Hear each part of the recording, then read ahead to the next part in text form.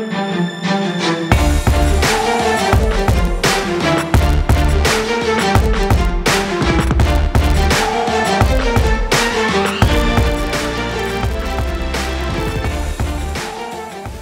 is about time the people of Maine and the people of America know, is it illegal to use this confusing system to elect someone for federal office under the U.S. Constitution?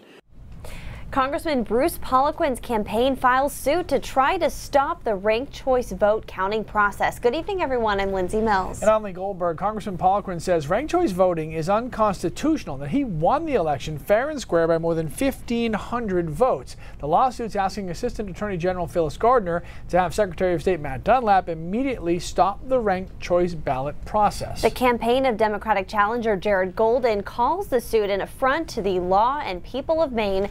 Secretary Dunlap says they'll keep processing the ranked choice ballots unless a federal judge tells them to stop doing so. The final tabulation to determine the winner could happen as soon as tomorrow. So we will have much more on this story over the next 90 minutes on News Center Maine. Wildfires continue to burn out of control in both northern and southern California. The death toll for the Camp Fire is at 44, which makes it the most destructive and deadliest in California's history. Statewide, still around 100 people remain unaccounted for. The FDA has issued a voluntary recall on a widely used blood pressure medication over contamination concerns. The pharmaceutical company Sandoz announced that the voluntary recall of the drug losartan after trace amounts of a possible cancer-causing chemical were found. The recall is only for the 100 milligram, 25 milligram tablets with the lot number JB8912. It was also not distributed before October 8th. Patients who are taking this specific medication are urged to speak to their doctors before stopping the use of it. So outside today, I felt like I should be walking next to somebody everywhere I went because it reminded me of Noah's Ark, where the animals went on by twos and twos and twos and twos, because it was... The Ark is called the Goldberg House. Yeah. Do you think you'd be one of the two saved, though, in this situation? No, okay, no, I would voluntarily go out first. Just want to be clear on that. How much sleep I could get? It was pretty... It was pretty nasty today, that's for sure. And, you know, this is one of those deals where maybe it'd be better to be in the snow side of things. I don't know, but heavy rain along the coastline. The rain-snow line is pushed all the way into the mountains now after several inches of accumulation, starting to trail off here. A couple of snow showers in the mountains of New Hampshire and coming out of Augusta with rain showers. Northern Maine, that rain-snow line is pushed all the way into Holton, and if you look up towards Presque Isle, it's still snowing. This storm, though, moving rapidly out of here to the north and east. Temperatures varied hugely today.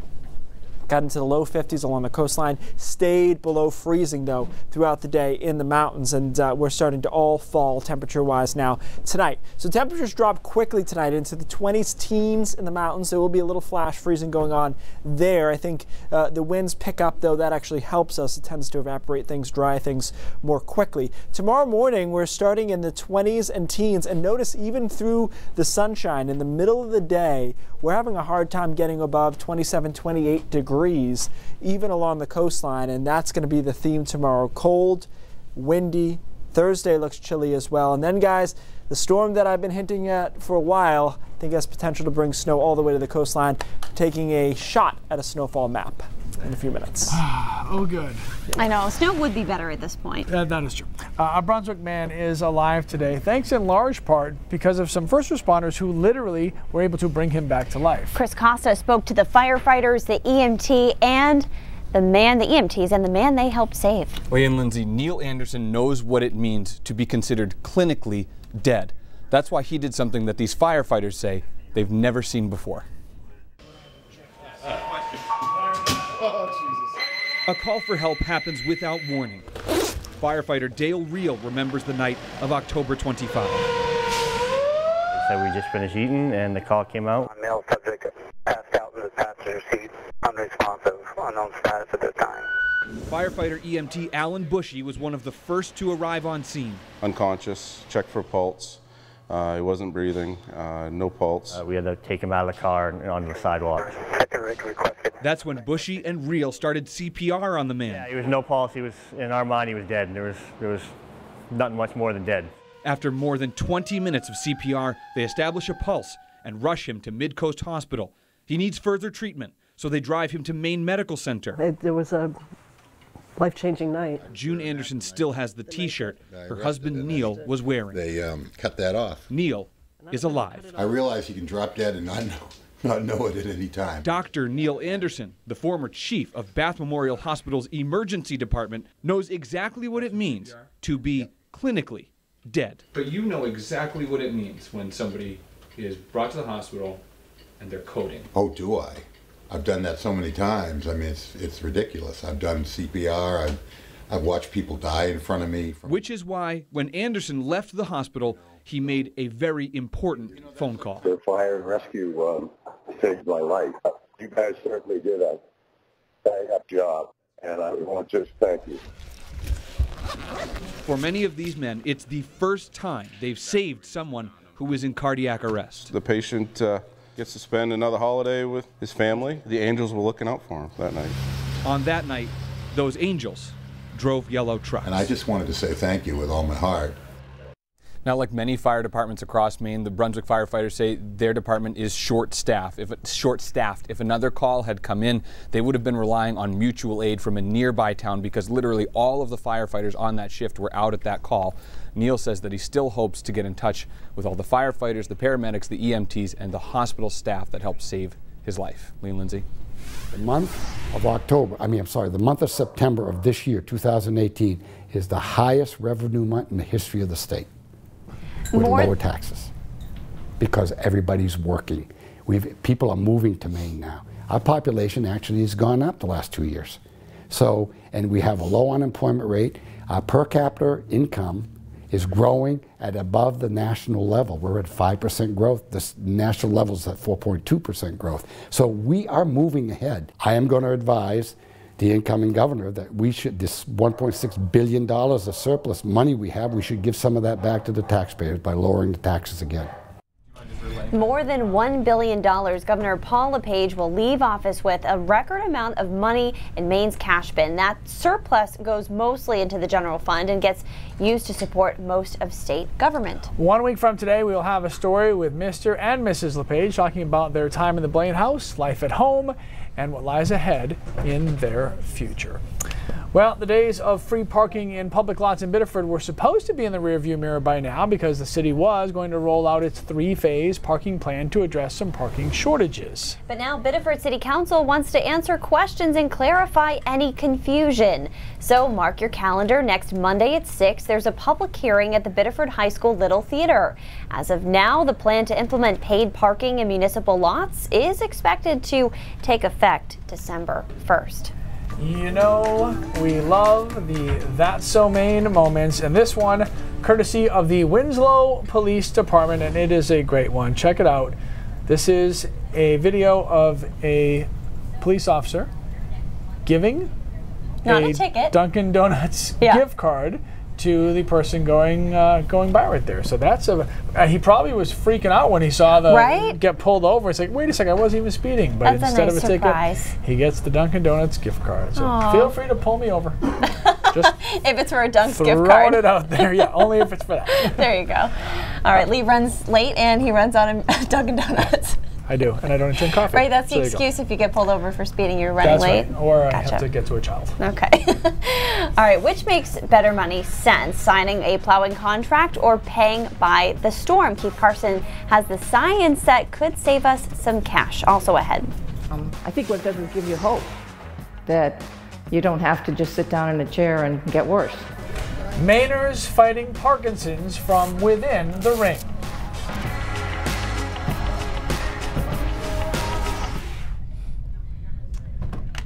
All right. Where is everybody? How are you guys? A lot of you are in on the Poliquin story. Just a reminder to be respectful as you share your opinions of everyone else's opinions as well. It's always good to say that. Yeah, that's fair. Yeah, that was a miracle that they saved his life, right? Paul on Coco's story. Yeah, quick actions. It really is. Really count. Good stuff. Good stuff as we get Deb close to says with Thanksgiving. ranked choice voting in the lawsuit, she says it's about time. I hope he takes it all the way to the Supreme Court. That's interesting.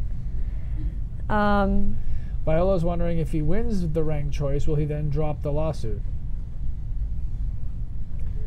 Well, he says he won by 1,500 votes, and he's still suing to stop the process. But after ranked choice is over, if he is still the winner, will he still sue to try to stop ranked choice? I think once you file a lawsuit, you're committed, right? Well, you can withdraw your lawsuit. My guess is that even if he were to win that lawsuit, no, I mean if he wins, he would still win by the old rules. Yeah. No, I but think, if he not the lawsuit, if he wins the election, if the ranked choice votes do get tallied and he's won, will he then drop his lawsuit? Because if he's saying it's bad to have ranked choice voting, that doesn't necessarily mean just for his race. It means for all races in the future. Cindy says, I don't like ranked choice voting. I wish they would do away with it. And then Phyllis asked, did the people of Maine vote this in or not? And Phyllis, the answer is yes. What is this? We are tossing to a KSDK package. Okay, sorry. How do you want to split that up? We could ad-lib this. It's basically like the story is about millennials are not conforming to the ways of going to an office job anymore and working until they retire. I don't know anything about this one, so I am more than happy to defer to you, if you do. You want me to start it? No, I think I should start it. I'll just say the first line, and the rest can be all you. Okay. Because I'll just do the rat race line. Okay. And then you get us to the story. Is that okay with you? You got it. I'm the millennial, so I can speak for millennials. You call me old? Are you sick of the rat race? Millennials are refusing to resign themselves to a gray cubicle for decades before retiring in their 60s. The growing movement to get off the hamster wheel is called FIRE. How old were you when you first retired? 25. How is that possible? I at least had a significant enough amount of money to quit and live a very Spartan existence. From age 18, Travis Hornsby pinched pennies until he had enough to live off $20,000 a year for 10 years and never work a day. He was one of the early followers of FIRE, which stands for Financial Independence, Retire Early. Most people work, 8 to 5, whatever it is, 8 to 6, and they do it for 35, 40 years, and they don't know that there's an alternative. And that alternative is, hey, what if you could cut your expenses drastically so you could increase your savings rate? Travis is helping lead the growing movement among millennials right here in St. Louis, organizing monthly meetups like this one, where people can discuss shoestring budget strategies to increase savings. That money can be invested, and that investment pool eventually gives you income so that you can live off of it in your later years. And once you hit the point where you have 25 times your annual expenses, you're considered financially independent, and now work is optional. Having that option is the ultimate goal of the FIRE movement. Travis's retirement didn't last long. 2 years later, he took his nest egg and started his own company, works for himself, doing something he's passionate about. Is FIRE growing because millennials just have a different work ethic? Part of that would be the case, I think, but we like to have freedom. I think that's the most important thing. Like, we don't want to feel like we're going in and just doing the motions, right? And we want to feel like we're excited to come into work. But the FIRE movement comes with its fair share of skeptics. This whole FIRE strategy is for middle and upper middle class income. That's who's talking about it. Everybody else is getting by. Julie Neiman has worked in finance for 50 years. Experience, she says, rebuffs FIRE's formula that recommends saving 25 times your annual expenses before retiring. That formula doesn't work. What's your spending? What's your tax bracket? What are your current needs? There are just way too many questions before you come up with a simple formula. His payments would have been like $500 a month, and he was paying like $2,000 a month. So like that difference is like what he would save. Back at the bar, these FIRE believers say there are crafty ways around some of life's major expenses. Healthcare is a big one. Some people who FIRE opt for cheaper insurance options through the Affordable Care Act exchange.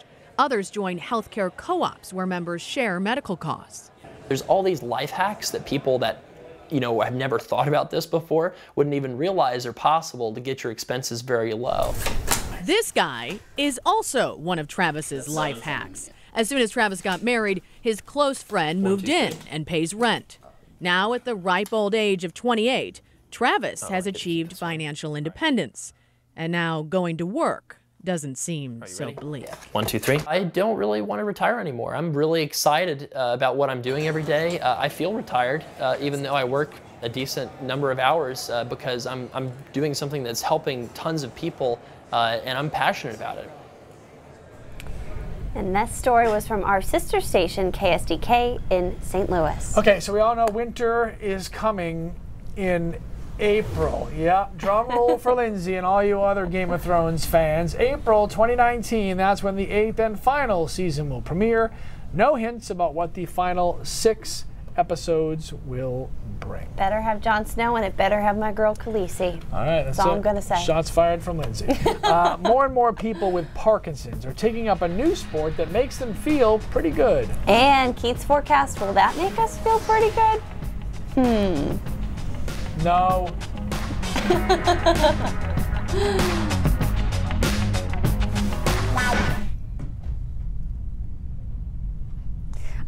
That saving for retirement story, that just blows my mind. I know. How are you guys reacting to it? 25 times your expenses is what you need to retire? I will never retire. Ever. Ever, ever, ever, ever, ever. Michael, so we're still talking about ranked choice voting. Michael says Maine is the first place to do ranked choice where it's going to make a difference. So there are other places that have done ranked choice. There have been cities, like Cambridge, Massachusetts has done ranked choice voting.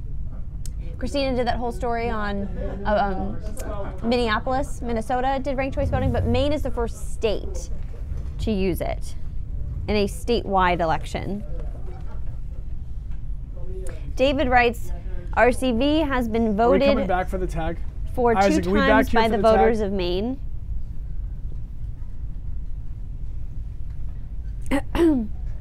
We're ad-libbing, right? Right, but are we back for the tag?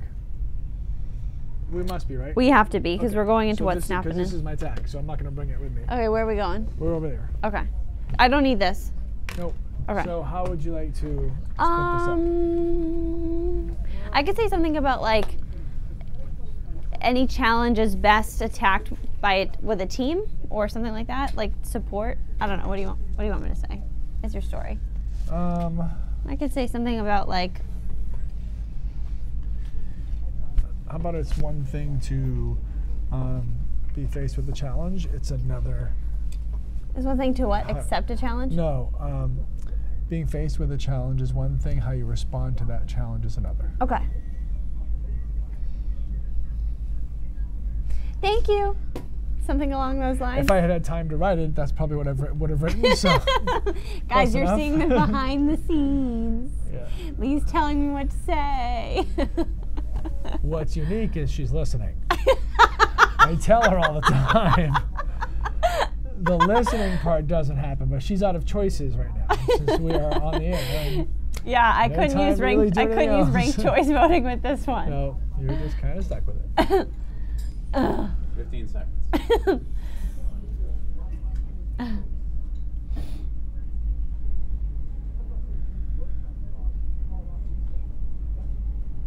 Stand by.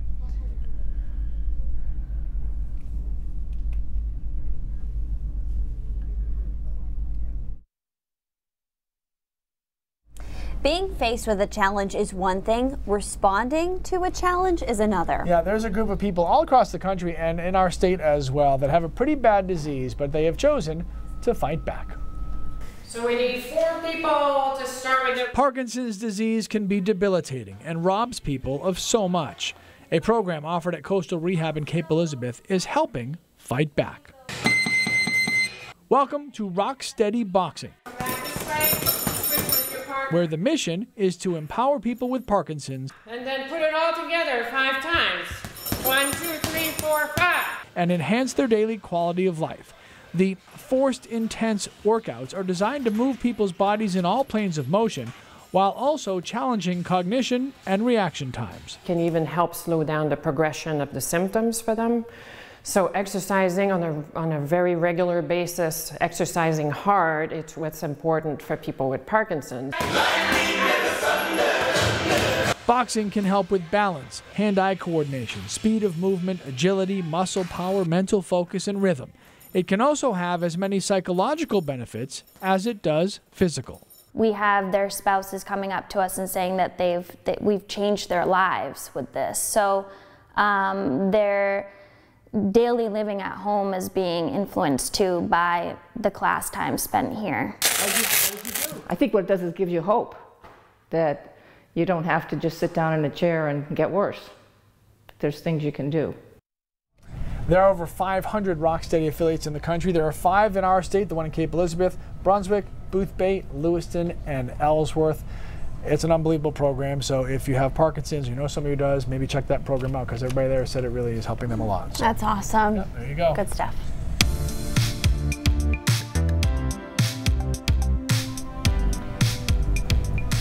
All right, a lot of people around the state using Snapchat today to celebrate the snow. Oh, this look is at Presque that in Isle. Presque Isle, where 3 they or 4 love inches. the snow, and that's where it should stay. I like that. 3 to 4 inches in the county, beautiful. This little puppy loving the snow. Here's a little guy. Yeah, no, it's all good.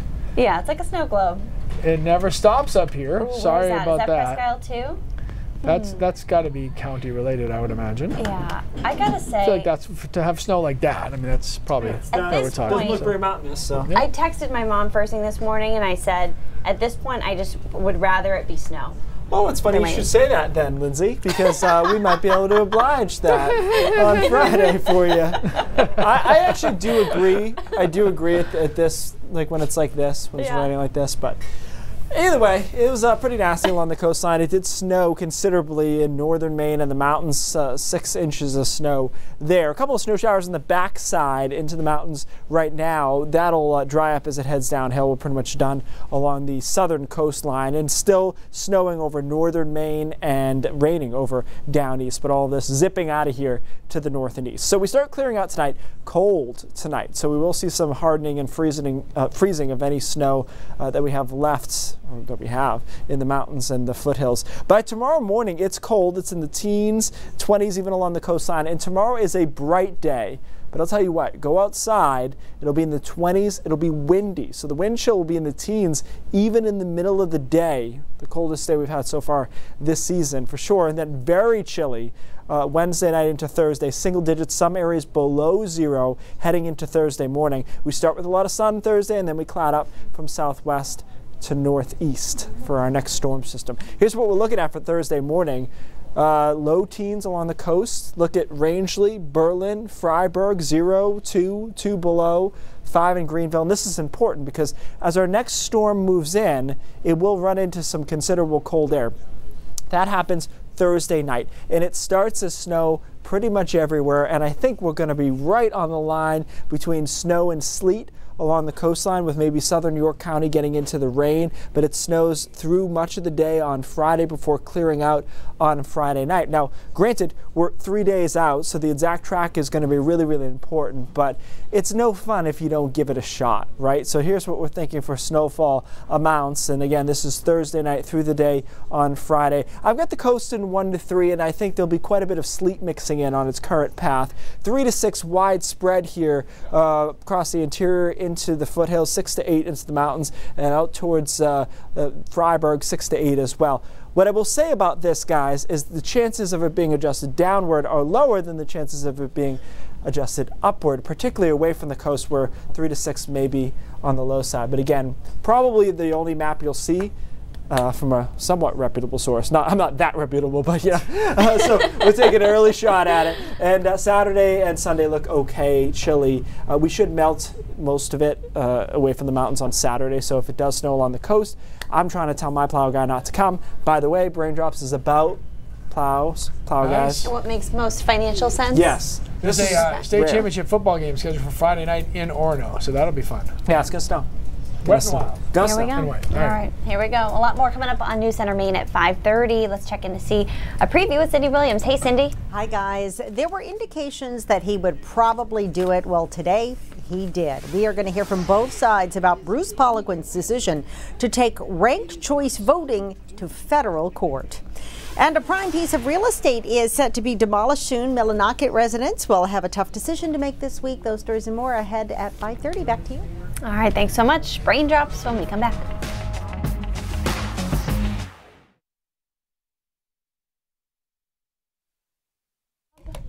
It's like Uber or Lyft for plowing.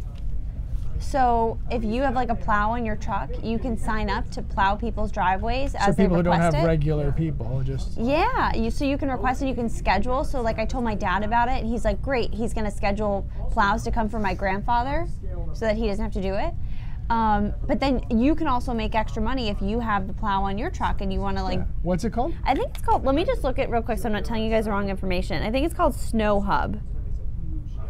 But I thought it'd be so cool to like do a story on that, as I don't know if it's here. We're gonna save you some money today, guys. Keith, have you heard of Snow Hub? It's like Uber for plowing. No, it sounds cool though.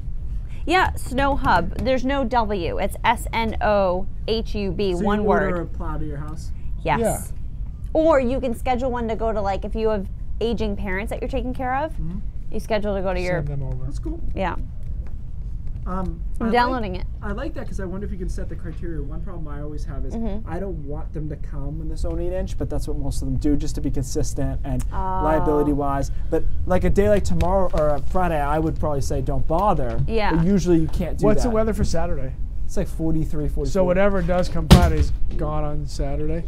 Lindsay here, broke bro. the prompter. She broke. She broke it. You break it, you buy it. Oh no. Oh yeah. That's not. Oh boy. It's okay, guys. I'll take care of it.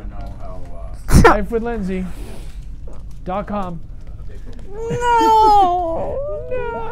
Yeah, Isaac, this doesn't work anymore. Lindsay They're just going threw to think I was so mad she I was just running threw it my on own the ground prompter in a that I fit of broke it on rage. purpose. That's what she usually does. She threw it angrily. I can do it. It's not that bad. I think I actually broke it. It felt like I broke it.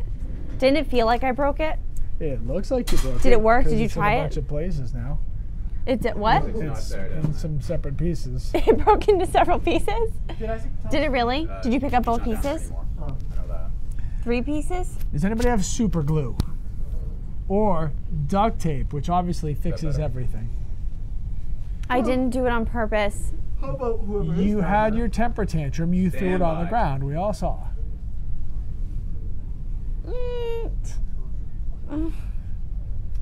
Okay, trying to save you money in today's brain drops. And a lot of people are faced with this, which is, do you do the per storm plow contract, or some plow companies will do a set plowing contract. You pay X amount of money and they cover you through the year. So what I found is most plowing guys, at least in southern Maine, set that line at 15 storms. So they'll give you 15 to 17 storms for X price. And it's usually a little bit of a discount over the pay per play. So they do research, not just weather people do research on this. So number of 1 inch or more snowstorms. The high number, there should be no inches here, but the high was 31 storms of 1 inch or more in 1996. Portland, Bangor, and Augusta, 96 was a big year. The fewest number of 1 inch or more storms was 7 in 1980, 1980, 8 in 1980 in Augusta. The average is 17, 21, 19. So why these plow guys will set the line at about that number because they realize that's the average. So it has to do with whether or not you're risk averse or you want to, lock it in ahead of time. What I noticed is a lot of them, if you go over 15 or 17, you have to start paying again. And many guys told me that started in the winter of 2015. They used to do unlimited amount, X amount of money, but that was such a big winter and it cut into the profits or cost them money so much, they started saying, well, if you go over a certain amount, you have to start paying. But you don't get money back if Correct. it goes under? Correct. Yes, I brought this up as an idea. It doesn't seem to make sense in a contract if you're going to set it that way. But some people want the peace of mind, number one. Number two, most of them will give you a discount if you're paying up front. Another thing to look for, and I've seen this in a few contracts as well, it'll say if there's a blizzard, it counts as 2 storms. The problem I have with that is a blizzard could be 1.5 inches of snow. So the technical term for a blizzard is winds over 35 miles an hour, visibility under 1/4 of a mile, and both those conditions for 3 hours straight. great. So it really should be, make sure it's a certain amount of snow, not just a blizzard. And last but not least, where is that snow being measured? So we get inquiries all the time. Hey, my plow guy said this much snow fell. I thought it was this much. You should agree upon an area in which it's going to be measured. If you're in southern Maine, it should be Portland. If you're in the central part of the state, perhaps it's Augusta. You know what I mean? Otherwise, you're apples and oranges. You're out there with a ruler. I think most guys are not trying to scam you. They're trying to keep their clients happy. But you should set ground rules ahead of time so everybody's happy at the end of the year. That's fair. Because we get those calls and we usually try not to get too involved. Or you have enough children who will shovel for you, or you snowball it yourself and you don't have to worry about it. But those kids are like $250 a piece though. So if you really do the math on it at the end of 18 years, I don't think it really works out too well. I probably should have gone the plow route. Yeah. You could have been retired like that 27-year-old guy. Drops 20 years ago. Yeah, you could have fired. You could have fired with ice. Get it? So true. I like it. Yeah. All right, we doing another show? No, I think you want to keep going. No, that's all I have. I think we're done. I think we're done. Okay. This is News Center Maine at 5:30 right now. New music? Do you hear that music? They don't have the cold open. Oh. So they're just.